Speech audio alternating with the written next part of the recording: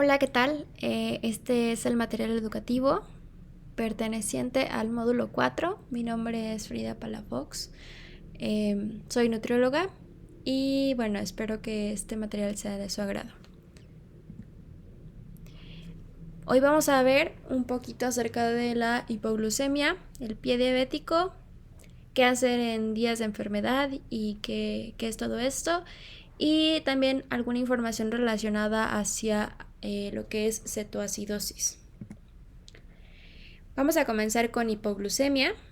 Normalmente, bueno, es muy común que nosotros escuchemos un poco más de las hiperglucemias en la diabetes, pero también hay que tomar en cuenta que va a haber el problema opuesto, que serían las hipoglucemias, las cuales son concentraciones de glucosa por debajo de niveles normales, esto es por debajo de 70 miligramos sobre decilitro o 3.9 milimoles por litro. Bueno, ¿cómo puedo identificar que tengo una hipoglucemia? Primero que nada, se debe de poder apreciar muy fácil si el paciente se está automonitoreando de manera constante. Hay muchos pacientes que hoy en día, incluso después de haber sido diagnosticados con diabetes, se les complica mucho el automonitoreo, pero sí es muy importante que recalquemos a nuestros pacientes de tomar glucemia capilar diario. Pero bueno, puedo dividir los síntomas de una hipoglucemia en tres diferentes, podemos decirlo, dependiendo de qué tan grave sea el grado de hipoglucemia.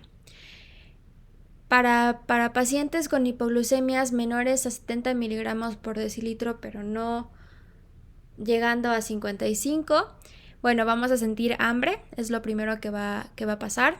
Cansancio, dolor de cabeza, llega a presentarse cierta palidez, irritabilidad, impaciencia. Básicamente estos son síntomas bastante comunes, e incluso no de una hipoglucemia muy grave, pero sí es verdad que cuando se nos está pasando un poquito la hora de comida, entonces ya empezamos a sentir hambre, dolor en el estómago también, todas estas señales del cuerpo que nos indican que necesitamos ingerir alimentos.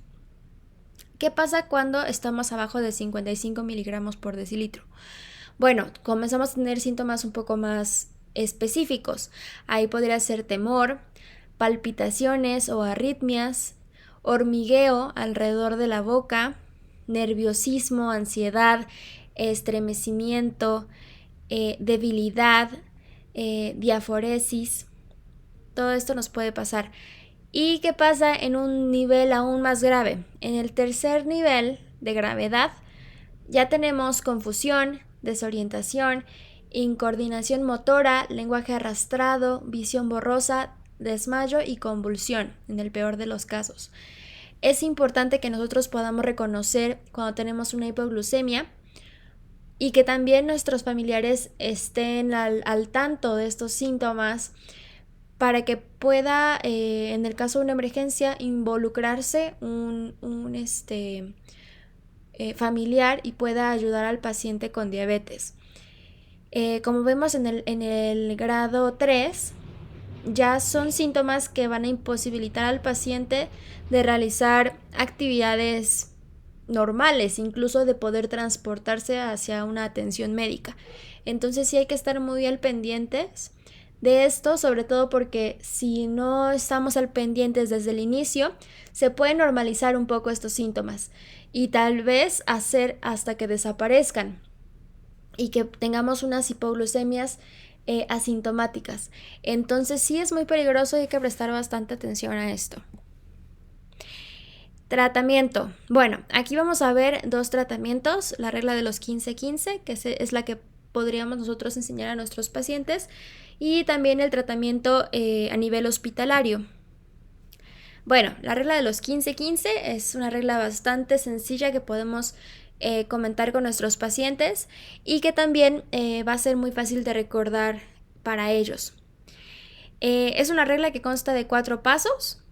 Una vez que yo identifico que tengo una hipoglucemia, es decir, un nivel de glucosa en sangre menor a 70 miligramos por decilitro, voy a consumir 15 gramos de hidratos de carbono, voy a esperar después 15 minutos, voy a realizar la medición capilar y si sigo por debajo de 70 miligramos por decilitro, repito los pasos anteriores y así hasta que regrese a la concentración normal de glucemia.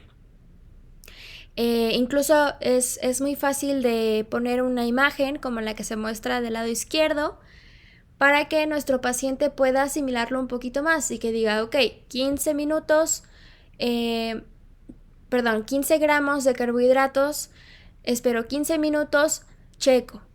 Otros 15 gramos de carbohidratos, espero 15 minutos, checo. Ok, ya estoy bien. Bueno, paramos entonces la regla de los 15-15. Algunos ejemplos de productos que tienen 15 gramos de carbohidratos también los podemos entregar en forma de lista a nuestros pacientes y bueno, sería medio vaso de jugo de cajita, un vaso de leche de 125 a 150 mililitros de refresco, obviamente que no sea de dieta, 1 a 1,5 cucharadas de miel, 2 cucharadas de mermelada u 8 caramelos salvavidas. Muy bien. Ahora el tratamiento a nivel hospitalario. Este va a depender del tipo de diabetes que tenga mi paciente. Para los pacientes con diabetes mellitus tipo 2 vamos a utilizar una solución glucosada al 50%. Últimamente se ha observado que es igualmente efectiva una solución glucosada al 10%. Entonces, cualquiera de las dos que se pueda utilizar, de preferencia comenzar de poco en poco, para no tener ahí lo contrario, ¿no? Que nos vayamos a ir hasta una hiperglucemia. Pero bueno, se va a dar una dosis de solución glucosada de 2 mililitros por kilogramo de peso con una infusión de la misma solución a 5 mililitros por kilogramo por hora. Se monitorea glucosa, se aumenta el tiempo se reduce el tiempo de monitoreo. Este va a ser cada 30 a 60 minutos hasta que se alcancen los valores normales. Si yo veo que mi paciente no está teniendo una evolución favorable, puedo incrementar la dosis a 10 mililitros por kilogramo por hora. Pero no debería de haber mayor problema. Lo que se suele utilizar para pacientes con diabetes mellitus tipo 1 es el glucagón. Se vende incluso como si fuera insulina y lo podemos tener ahí en un botiquín. Lo puede tener más bien nuestro paciente para que pueda realizarse el tratamiento en su casa. Tanto el paciente como familiares deben de estar familiarizados con la administración del glucagón. Se va a aplicar de manera subcutánea, al igual que la insulina. La dosis va a ser de acuerdo a la edad y al peso del paciente. Esta sí varía bastante, por lo que se le debe de dar conocimiento al paciente a la hora de la consulta médica e incluso de administrarle una lista o alguna tarjeta que pueda tener por ejemplo, en el refrigerador o en algún lugar accesible para que la familia y el paciente puedan tener acceso en caso de que ocurra alguna hipoglucemia. Una vez que se aplica la dosis recomendada para ese paciente, se coloca al paciente de lado para evitar una broncoaspiración y se pide ayuda para su posterior traslado al hospital en caso de que sea una hipoglucemia un poco más grave. Muy bien, ¿cómo se puede prevenir? Primero, no hay que administrar dosis dobles ante los olvidos. A veces los pacientes suelen decir que se le olvidó ponerse la insulina, entonces para la siguiente vez se ponen el doble. Hay que decir a nuestros pacientes que bueno, esa no es la manera correcta de hacerlo y explicarles cómo sí. Se tienen que respetar los horarios de comidas. Si yo le doy a mi cuerpo una dosis extra, digamos, de carbohidratos, pues obviamente voy a tener ahí algún problema o al contrario, si yo me salto una comida. Automonitorea constante, yo creo que esa es la definitiva, la más importante, porque si yo no me estoy monitoreando, no tengo manera de saber si tengo hiper o hipoglucemias, hasta que los síntomas sean graves.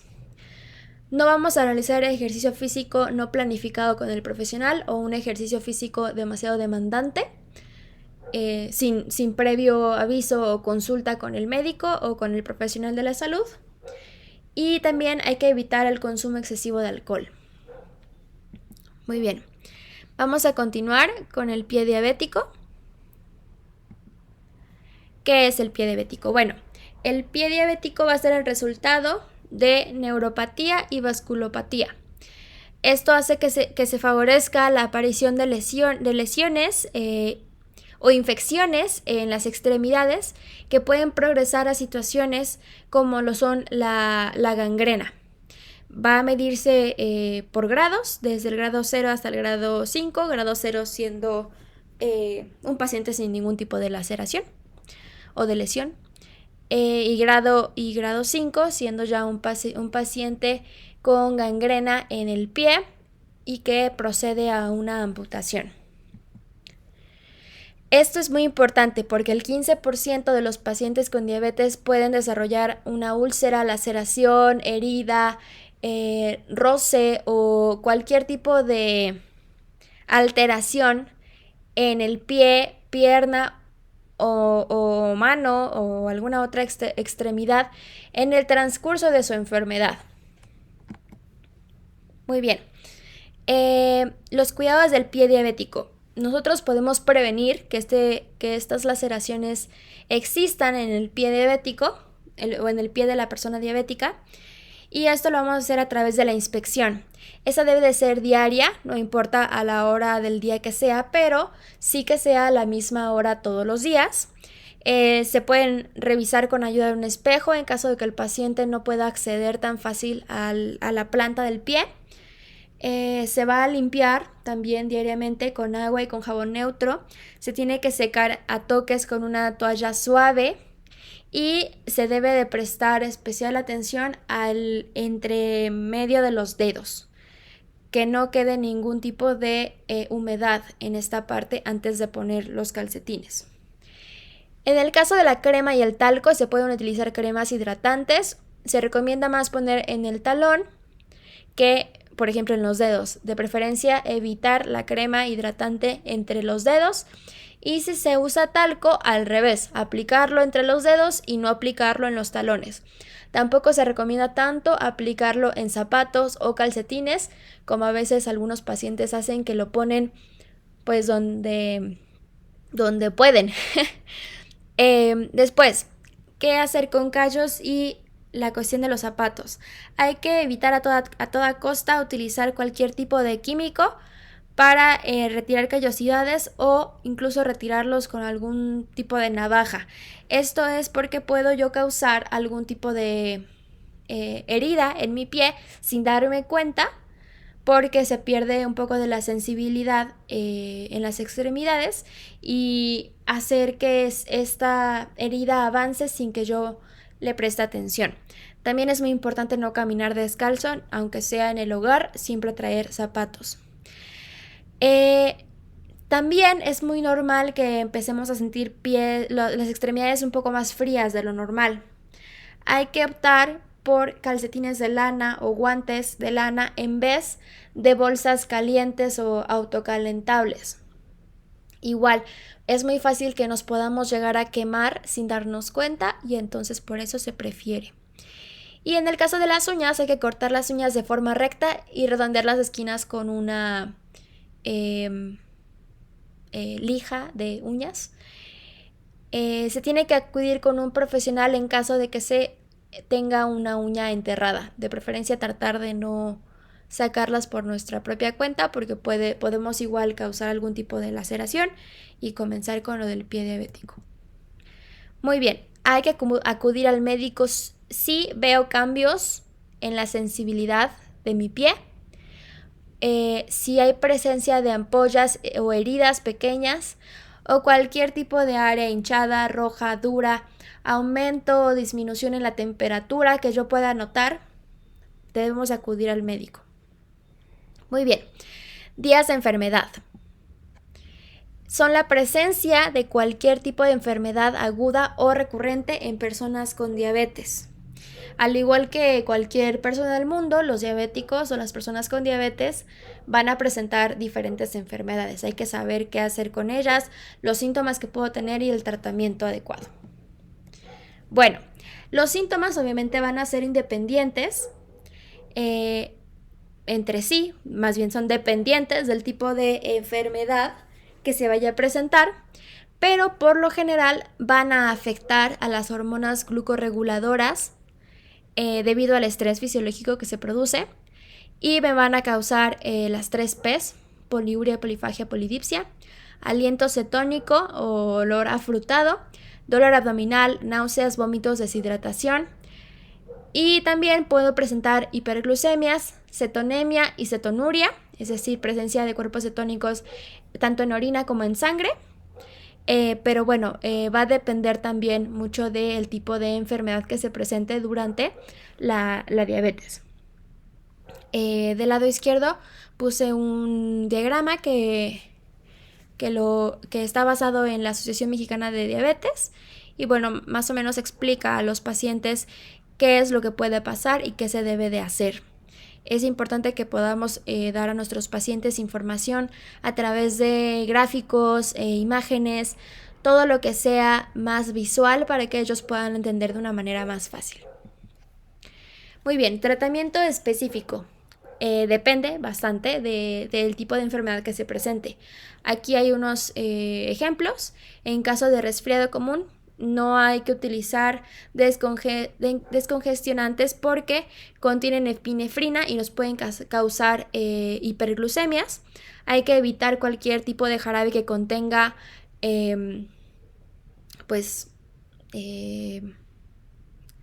azúcar o derivados del azúcar, como por ejemplo la dextrosa, fructosa, jarabe de maíz de alta fructosa, lactosa, sorbitol.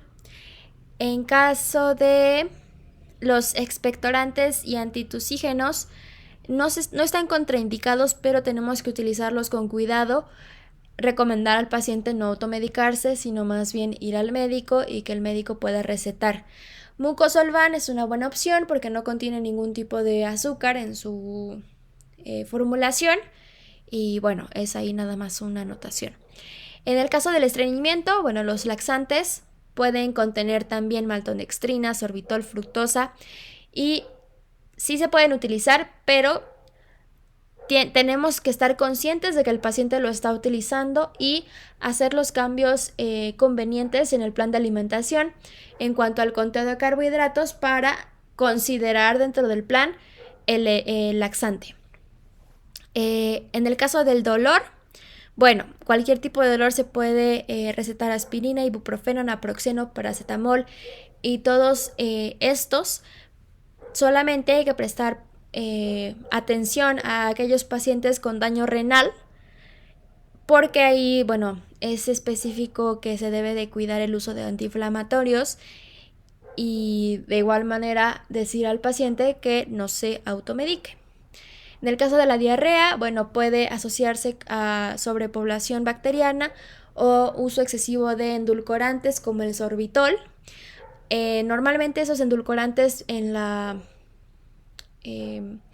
etiqueta nutrimental muestran una leyenda que en exceso pueden causar diarrea, pero esto, bueno, a veces no lo tomamos tanto en cuenta. Entonces, como estamos en un plan de reducción normalmente de peso en las personas con diabetes mellitus de tipo 2, bueno, normalmente podríamos ayudarnos bastante del sorbitol, ¿no? Que sería un buen sustituto de lo dulce, pero ahí hay que tomar en cuenta que en exceso puede causar diarrea. En este caso, bueno, no hay problema, podemos utilizar loperamida de 2 a 4 miligramos 3 veces al día hasta que se controle la diarrea y no hay mayor problema con eso. Y también durante estos periodos de enfermedad hay que prestar suma atención al monitoreo de glucosa. Hay que aumentar la frecuencia del monitoreo para que podamos estar al pendiente de cualquier hiper o hipoglucemia. Muy bien. Y por último, cetoacidosis. ¿Qué es? Bueno, la cetoacidosis es el resultado de la deficiencia de insulina y el aumento de la actividad de las hormonas glucorreguladoras. Los pacientes con diabetes mellitus tipo 1 son más susceptibles a presentar la cetoacidosis diabética, pero igual pacientes con diabetes mellitus tipo 2 pueden presentarlo. Esto comienza con el déficit absoluto de la insulina más algún factor predisponente. Se afectan las hormonas glucorreguladoras y esto causa un desastre en el cuerpo. Vamos a empezar a tener lipólisis porque aparentemente nos falta energía. Si yo no tengo glucosa en las células porque la insulina no funcionó y no pudo meter la glucosa a mis células, pues se van a mandar señales a mi cuerpo de que yo necesito energía y por lo tanto lo voy a tratar de adquirir a través de los lípidos. Esto produce cuerpos cetónicos y en exceso vamos a tener cetogénesis, proteólisis, también voy a tratar de obtener la energía a través de las proteínas, glucogenólisis y bueno, a grandes rasgos esto lo que va a crear son hiperglucemias porque yo no pude meter la glucosa en las células, glucosuria porque tengo tanta glucosa en la sangre que bueno, la voy a excretar a través de la orina también.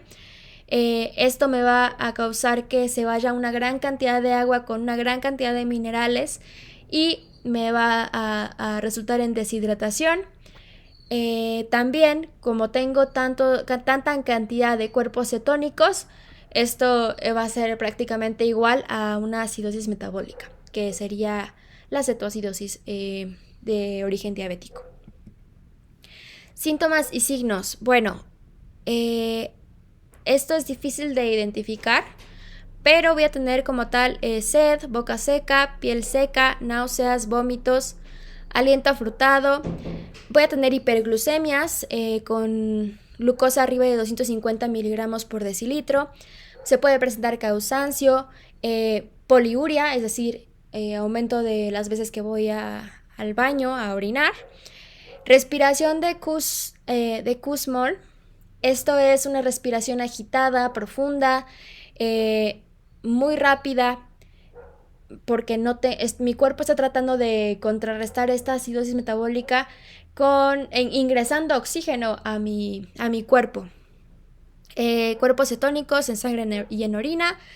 Y como tal, voy a presentar bicarbonato bajo en la gasometría, presión de dióxido de carbono baja también, pérdida de sodio y potasio, como ya había mencionado antes, por medio de la orina. Junto con el sodio y con el potasio se me va todo el agua que tengo y es una deshidratación intensa. En cuanto al tratamiento, ¿qué voy a hacer? Bueno, prácticamente tengo que corregir lo que está mal, que es la deshidratación y las hiperglucemias. Corrijo pérdida de agua, corrijo hiperglucemias.